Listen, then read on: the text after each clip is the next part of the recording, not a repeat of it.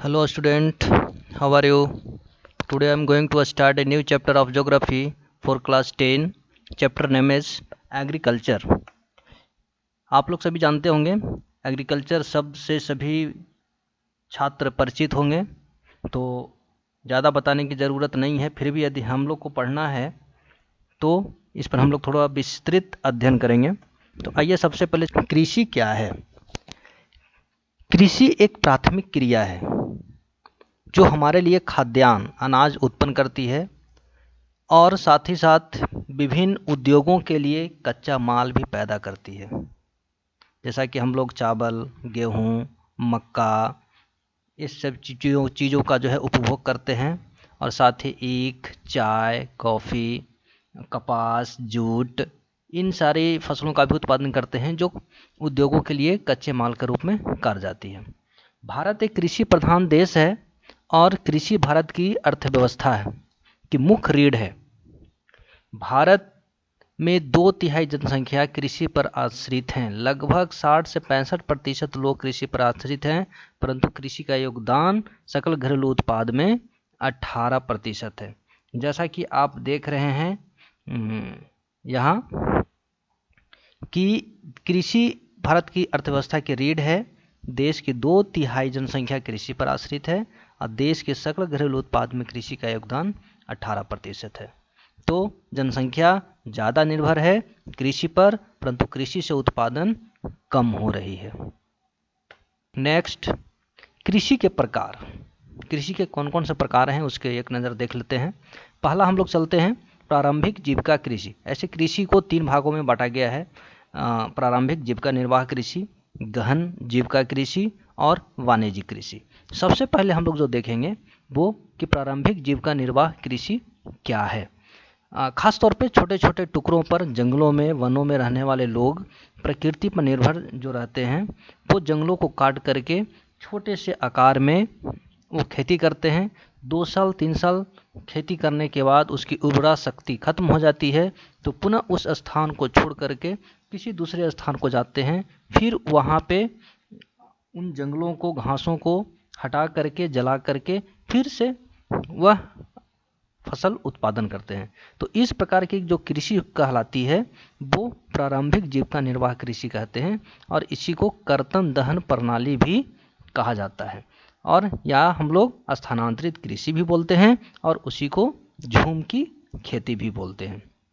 यह खेती खास तौर पे नॉर्थ ईस्ट क्षेत्रों में, झारखंड, उड़ीसा, मध्य प्रदेश के वन क्षेत्रों में मिलते हैं। जगह जगह झूम की खेती का अलग अलग नाम दिए गए हैं। जैसे उत्तर पूर्वी राज्य में इसे झूम की खेती बोलते हैं, मणिपुर में पामलू बोलते हैं, छत्तीसगढ़ और अंडमान निकोबार द्वीप समूह में दीपा बोलते हैं, मध्य प्रदेश में बेवर या दहिया बोला जाता है, आंध्र प्रदेश में पेंडा, उड़ीसा में कोमान, पश्चिमी घाट में कुमारी, झारखंड में कुरवा जैसे शब्दों का प्रयोग स्थानांतरित कृषि एवं झूम की खेती के लिए की जाती है। इसके साथ ही विश्व के अन्य भाग में भी, मध्य अमेरिका में मिल्पा, ब्राज़ील में रोको, इंडोनेशिया में लादांग जैसे शब्दों का प्रयोग किया जाता है। अगला है गहन जीविका कृषि। यह क्या है?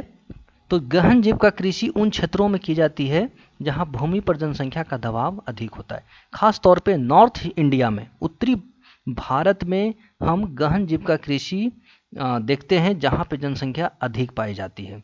अनाजों के अधिक उत्पादन हेतु आधुनिक तकनीकों की सहायता ली जाती है। कृषि यंत्र, सिंचाई, कीटनाशक दवाइयाँ, रासायनिक उर्वरक।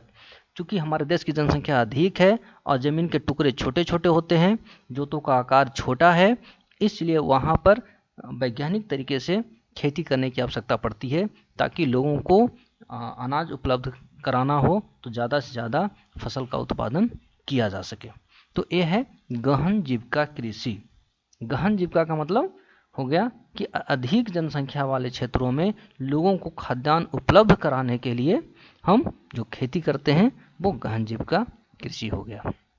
नेक्स्ट चलते हैं वाणिज्यिक कृषि। वाणिज्यिक का मतलब होता है कॉमर्स, जिसका व्यापार में कार्य है। तो कहता है इस प्रकार की कृषि के मुख्य उद्देश्य आधुनिक निवेशों जैसे अधिक पैदावार देने वाले बीजों, रासायनिक उर्वरकों और कीटनाशकों के प्रयोग से उच्च पैदावार पैदा करना और अधिक आय प्राप्त करना है। तो अधिक आय प्राप्त करने के लिए वाणिज्यिक कृषि की जाती है। लेकिन यहाँ पे समझना है कि कुछ फसल ऐसी होती है जो किसी अन्य के लिए वाणिज्यिक कृषि हो सकती है, लेकिन कुछ के लिए वह जीविका निर्वाह कृषि होती है। जैसे हरियाणा और पंजाब में चावल वाणिज्य की फसल है, परंतु उड़ीसा और झारखंड में यह एक जीविका फसल है। उड़ीसा और झारखंड में लोग सिर्फ अपने जीवन जीने के लिए इस फसल का उत्पादन करते हैं, जबकि हरियाणा और पंजाब में इस चावल का उत्पादन बेचने के लिए और अपनी अधिक आय प्राप्त करने के लिए किया जाता है। रोपण कृषि। रोपण कृषि क्या है?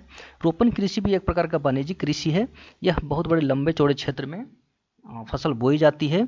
इसमें अत्यधिक पूंजी और श्रम की आवश्यकता होती है। रोपण कृषि का उत्पादन उद्योग में कच्चे माल के रूप में प्रयोग होता है।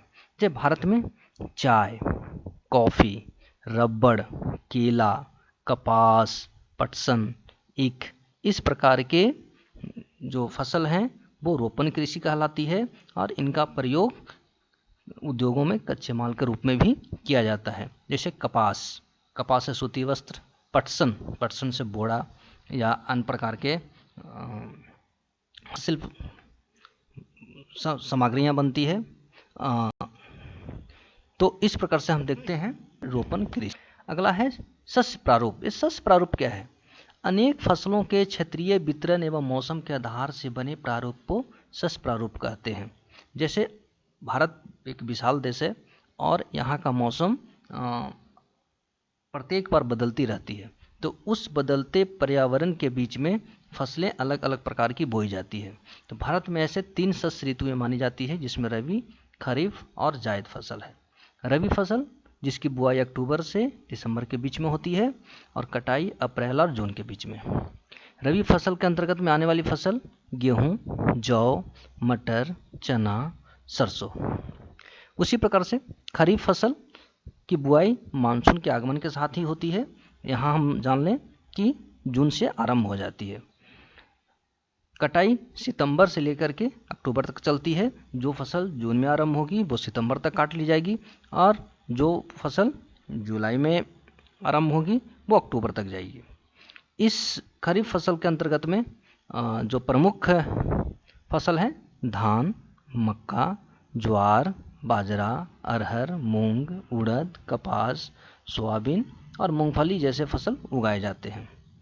जायद फसल रबी फसल और खरीफ फसल ऋतुओं के बीच में ग्रीष्म ऋतु में बोई जाने वाली फसल है, जिसमें तरबूज, खरबूज, खीरा, ककड़ी, सब्जी, चारे की फसल इत्यादि। तो इस प्रकार से हमारे देश में 3 प्रकार के फसल उगाई जाती है। कुछ क्षेत्रों में खरीफ फसल एक वर्ष में तीनों ऋतु में लगाई जाती है। जैसे बंगाल में धान की खेती 3 बार की जाती है, जबकि बिहार, उत्तर प्रदेश, पंजाब, हरियाणा में धान की फसल 1 बार, गेहूं की फसल 1 बार और बीच में जायद फसलें उगाई जाती है।